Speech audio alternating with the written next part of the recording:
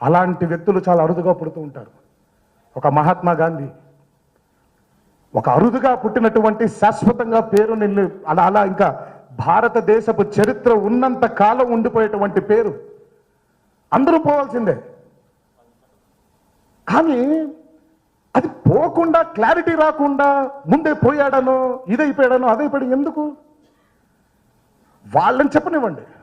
మా డాక్టర్లు ప్రేక్షకులు పోయాడా మీరు చెప్పండి, పోయాడు, డన్, రెడీ, ఓకే, ఇంకొన్ని తీసుకొచ్చుకుంటారు తర్వాత మళ్ళీ ఎమర్జెన్సీ వార్డుకి.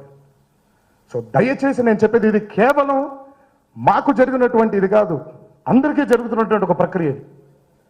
దయచేసి ఒక చిత్రం వచ్చినప్పుడు ప్రేక్షకుల్ని స్పందించనివ్వండి.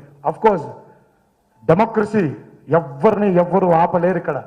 101% ఎవరికైనా వాక్ స్వతంత్రం, మనందరికీ వాక్ స్వతంత్రం. మన భారతదేశం, మన రాజ్యాంగం